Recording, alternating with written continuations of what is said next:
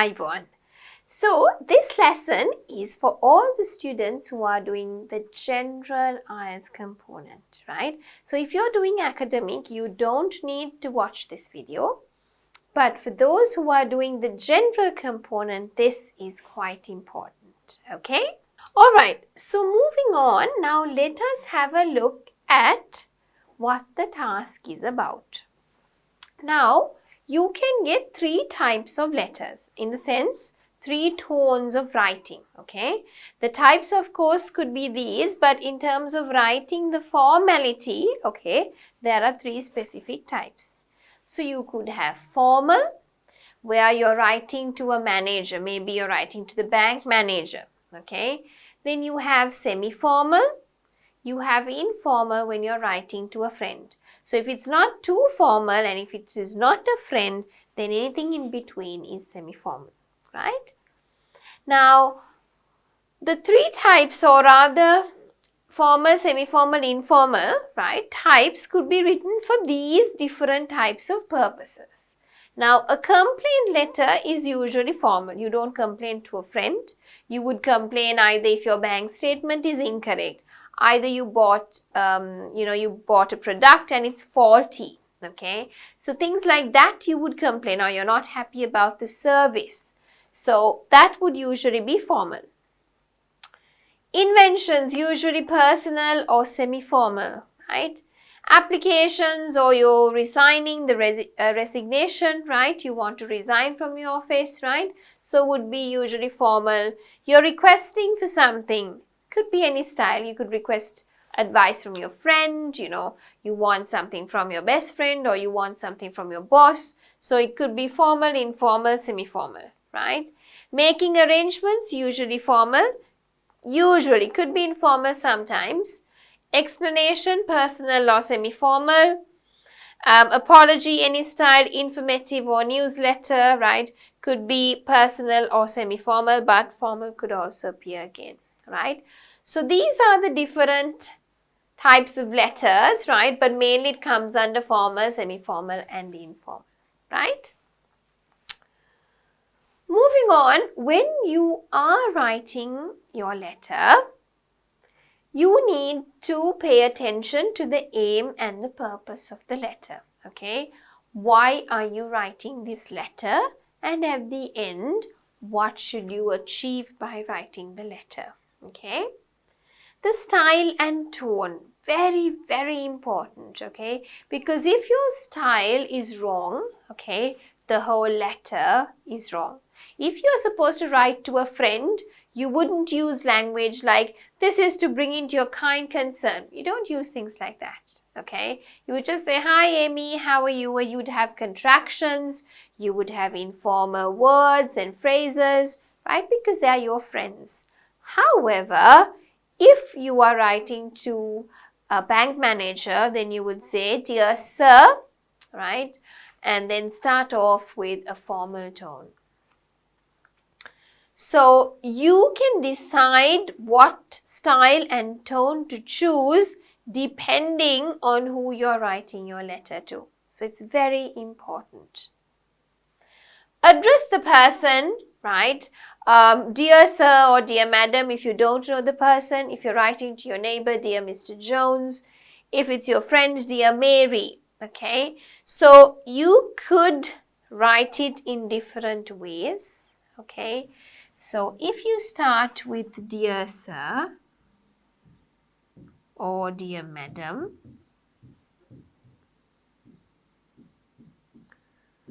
that's a formal letter. So you write whatever you have to write, okay? And then you write yours faithfully,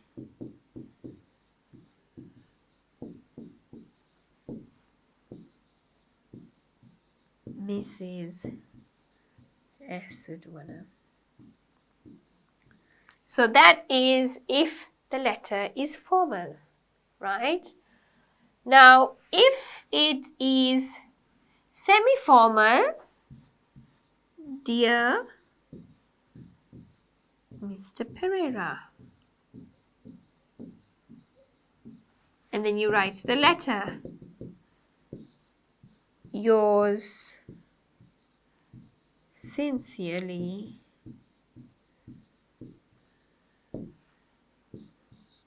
David Matthews. David Matthew. Okay? That if it is somewhat semi-formal. Now, if it is informal, you would say, Dear Susan.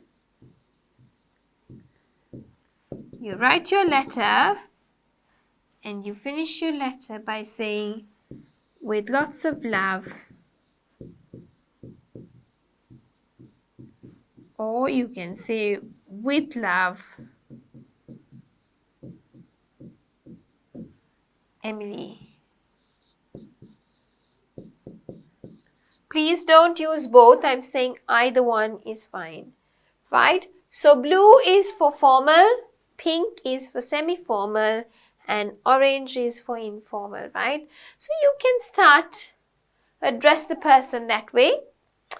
Opening lines, right? So you could use the opening lines depending on your letter, right? So if you're writing to a friend, you could use an opening line saying, right, so you could start the letter by saying, hope you're keeping well.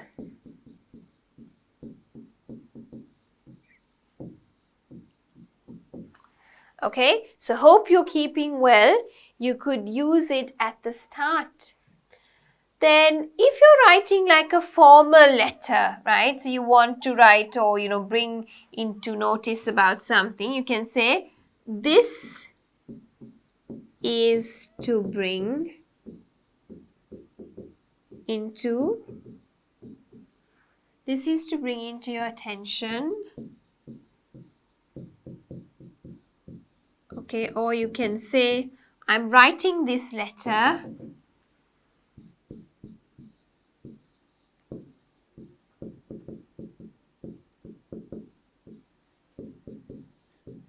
so you can have different starting phrases, right? And then in each letter, no matter if it is formal, semi-formal or informal, each letter you will have 3 areas to touch on. Okay, so you will have to plan according to the 3 bullet points. Now let me write an example for you so that it will be easier for you to understand what I'm talking about. Okay, so let me write an example.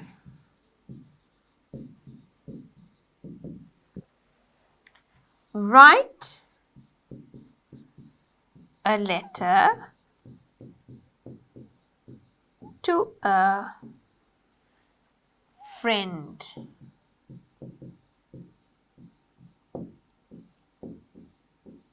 You have borrowed something from, let me just write that properly, from your friend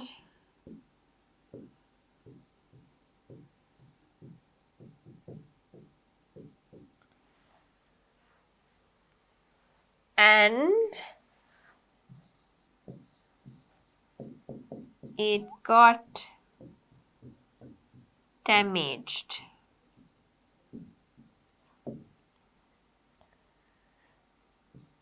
Number 1, apologize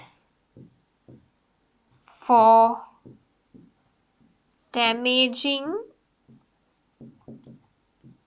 the product.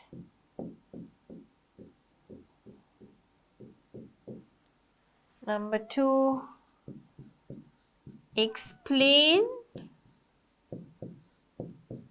what happened.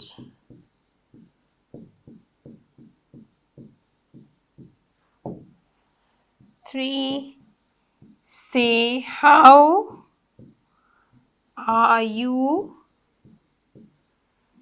going to fix the issue. So here you can see, write a letter to a friend. You have borrowed something from your friend. So this is what type of letter? This is a informal type of letter. And what are you doing? You're apologizing. This is an apology letter. So if you come here, oops, this is an apology letter, informal. Okay. So you first need to identify what style, tone are you going to write, what type of letter is it, who are you going to write it to. So that's what I mean by the 3 points, right? So here, after that, body para 1, body para 2, body para 3, you'll explain those 3 bullet points. You can have a little opening line to say, hi, how are you, right? Or hope you're keeping well, right? Nice to hear from you, okay? Or you can say, hope you're keeping well, body para 1, body para 2, body para 3, and then you can have like a closing statement. Hope to hear from you soon. With love, Emily, for an example. Okay? Same can be followed for formal and semi-formal as well. Then, the time. How much time do you have? 20 minutes. Can I take more? No, you can't take more. Why is that? Because 20 minutes is enough to write a minimum of 150. So let's try to stick to 160 to about 180 words. That's more than enough to write a good letter, because you must spend the 40 minutes to write a good essay. 3 to 5 minutes you can plan and then of course write. Okay? But if not, you can straight away look at the letter, start writing in the 3 bullet points, right? And then proofread. So you can use the 5 minutes as you want, 2 minutes to plan. Then of course write 15 minutes at the end, 3 minutes to proofread your answer. Okay? Now what you should remember is that you can write about 160 to about 180. 150 minimum is a must. All numbers count as 1 word. It's very important that you remember that. Now, you don't need to write the address. I showed you how to write the titles. Okay. Opening statement, you can say I'm writing, or it's been long time since. Remember, when it is formal, you will say I am. You can't say I'm. But when it is informal, you can say it's, to say it has been. Okay. Contractions are allowed in informal. Contractions are not allowed in formal writing. Then body para 1, body para 2, body para 3, which is the bullet points that I showed you, right? I showed you here. So, bullet point 1, apologize, body para 1, explain what happened, body para 2, say how you are going to fix the issue, that is body para 3, okay? And then you can close it. I showed you how to sign off, right? And what it would look like. So for formal I showed you, for semi-formal I showed you, and for informal as well I showed you. Now remember, the scoring is 33% because task 2 is about 66%. Roughly when you put it together, it's 100%, actually 99%, which is close to 100%, right? Now, what do you mean by a letter opening, right? Usually, it explains the reason for writing a letter and usually starts with an opening sentence. It varies depending whether you're writing a formal or informal, as I told you, right? So, informal you could say, oh, it's been a long time since we met last, but I haven't forgotten the last summer we spent 2 years ago. I got a new apartment in the city and I wanted to invite you over to stay at my place for the next holiday. So, the purpose of you writing, okay? Semi-formal, I'm just writing to say thank you for offering to join us in the volunteering program next Saturday. Okay. Formal, I am. So you can see in these two, you can write contractions, but when it comes to formal, no contractions. Okay. I'm writing this letter with regards to the online course which I read in the Sunday Observer. Okay. Which I read in the Sunday Observer on 14th February 2022, right?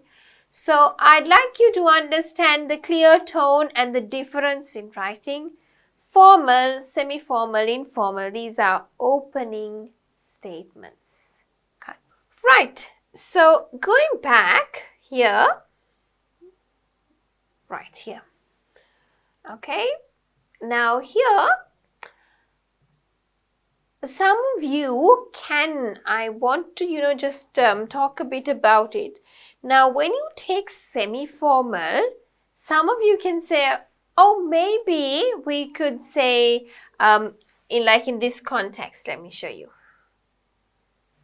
Dear Elena, semi-formal, like if it's your neighbor, right? It is semi-formal. So why do we put it here? It depends on the context. Okay, so this one here is vague. When you say semi, it belongs to either one. Okay, so some of you can say, oh miss, can't we take this as formal? You could.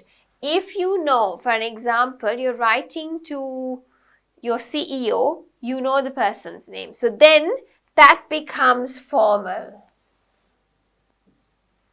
Okay, so this is a bit vague, and that is why I wanted to put it here at the start, so that when I'm teaching the lesson, you think, oh, she was telling me this, now how does this fit in? Do you understand?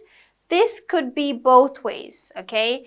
Then, even dear Helena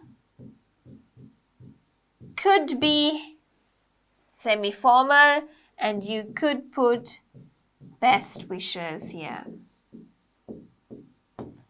Just say Maya. Right, so then this is more like an informal one. So it's in between, okay? So you could take it either way depending on the context, okay?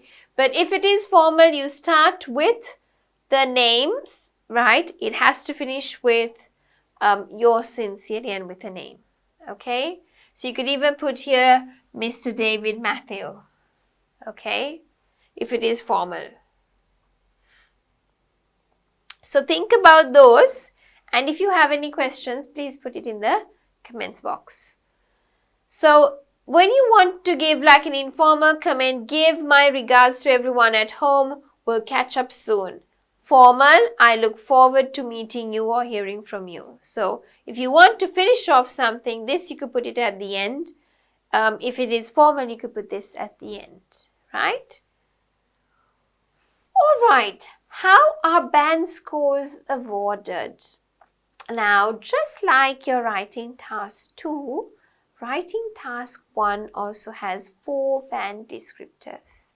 You have task achievement, coherence and cohesion, lexical resource, and grammar range and accuracy. So task achievement means the appropriate tone, purpose, and the word count. Coherence and cohesion means how well your answer is organized and how well you paraphrase and use your cohesive or linking devices. Lexical resource is your vocabulary, the range, the accuracy, spelling, use of collocations. Finally, you have the grammar, which you should make sure your sentences are correct in terms of simple, compound, and complex, and you're using the proper tenses, and punctuation is there, and range is also there. Okay? So, when we are having a look at the band descriptors, right, you can see that the 4 band descriptors are there, and you have a band score of 2, 3, 4, 5, 6, 7, 8, 9. If you get a 6.5 for an example, it means you have achieved all of 6 and some positive features of 7. Now what happens at the exam is that you will be marked for task 1 and task 2, and at the end in your exam result sheet you will see a writing band score which is given for your band 1, for your writing task 1 and writing task 2 both, and then they divide it by 2. Okay, so that's how it works. You will not see individually for task 1 how much do I have, for task 2 how much do I have, but overall you will see for your writing task what is your score. Now because this is not that clear, I'd like to run through each of the descriptors. Now if you are looking at a 9, right, you need to make sure you've achieved these. Now when we have a look at the task achievement, right, it fully satisfies all the requirements of the task and it clearly presents a fully developed response. Okay. Whereas coherence and cohesion, you skillfully paraphrase it and you use cohesive devices really well. Vocabulary, and again, is very sophisticated. Natural tone of writing is really good. Rare minor errors only happen, that means slips. And grammar, you use a wide range of sentence structures where you're really flexible using these sentence structures. Okay. So 8 means you cover all the requirements of the task, right? And I mean here you don't need to highlight it because this is for task 1 academic students, right? But you cover all the requirements and you logically organize, that is of course easy. You write the name of the person, introduce, introductory para, body para 1, 2, 3 and then closing statement or para. Again, you use a wide range of vocabulary, right? You use uncommon lexical items and you produce rare errors. You use a wide range of sentence structures. Majority of them are error-free. You only make occasional errors. When it comes to band 7, right? Here you cover the requirements of the task, and here don't worry about the academic, we don't need that, but we need to focus on the GT part where you present a clear purpose with the appropriate tone and you are consistent with what they have asked you to write. You again logically organize the information and there's clear progression and you use a range of cohesive devices. You use a sufficient range of vocabulary, right, and you do use less common lexical items, may produce some occasional errors in the language, but in terms of grammar, you use a variety of complex sentence structures and you have a good control of your grammar and punctuation. That goes down a bit in terms of a band score of 6. Here you address the requirements of the task and you present a purpose which is generally clear. Okay, and there might be some inconsistencies in the tone but not a lot. Here of course you arrange the ideas logically and you are using some cohesive devices. But some, it's like mechanically you're using, moreover, hence like that, some students always write in the first body para. So don't use it mechanically just because you know the words, use it naturally. Okay, when you study and write things here and there, the examiner will know that it is not your normal way of writing. Lexical resource is you use adequate range, which is sufficient for the task, right? And you use, you're trying to use less common vocabulary. And you do make some errors in spelling and word formation. Here, in terms of grammar, you're writing a mix of simple and complex sentences, but you do make some errors in terms of punctuation, but they rarely reduce the meaning. Then of course you have 5. I'd like you to read through 5. Quite self-explanatory now, you know how it works. And then you have 4, again in terms of task achievement, coherence, lexical resource and grammar, right? So here of course you fail to explain the purpose. You do present some ideas, but they are not really arranged properly. You use basic vocabulary and you have limited control. Here you use a very limited range of structures, okay? And you rarely use subordinate clauses. Right. So you can have a look at 3, 2, 1 and 0, which are not that common, right? Mostly the ones that I've seen get 4, 4.5, 5, 5.5 above, right? I haven't seen students who have got 0, 1, 2 and 3, to be quite honest. Right, but please go through it and see what it means. It's quite easy to understand. Now, moving on, how can you calculate your score? So, for each descriptor, you're being given an individual mark and then it will be added and divided by 4, okay? So, say task achievement, you get 6. Coherence and cohesion, you get 6. Lexical resource, you get 6. Grammar, you get 6. So, 24, right? Divided by 4. For task 1, you get 6.0. Okay. Then they add it with task 2 divided by 2 and give you your writing band score. Do I get a penalty for writing under the word count? Yes. You will get a lower score if you don't use the minimum number of words. Do I get a penalty for writing? Well, not really, because they don't give you an upper limit. However, if you write too much, they're not going to like it because you will run out of time. You will make more mistakes in terms of spelling and grammar. So anyway, your score will come down then. Are there any other things which would affect your score? Well, partially attempted answers will not give you a good score. You will not get above 5, right? If your handwriting is not readable to the examiner, then of course your band score can be seriously affected. So make sure you're writing neatly, clearly so that the examiner can understand your handwriting. Memorized answers. If you memorize answers or phrases and go, you get 0.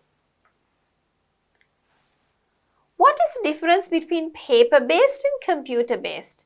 Well, there's no big difference in the structure. The only difference is that the paper-based, you need to make sure that you write on a paper, whereas the computer, you need to type on a computer. So it's quite straightforward. The examination is completed on the same day for both segments, like even if it's paper-based or computer-based, for both formats, it's on the same day, same time frame, same word count, etc. This is how an answer sheet will really look like for you at the exam, okay? If you're doing computer-based, it's not going to look like that. So, I think you have got a good understanding of what we are looking at, right? So, if you are doing your General IELTS component, then please remember that General IELTS writing task 1 is going to be a letter. It could be a formal, semi-formal or informal letter, right? It could be a complaint letter, it could be an apologetic letter, it could be an inviting letter, right? So, depending on that letter and who you're writing to, you need to make sure that you focus on the tone and style of writing. So, with that, we come to the end of the lesson, which was an intro to the General Writing Task 1.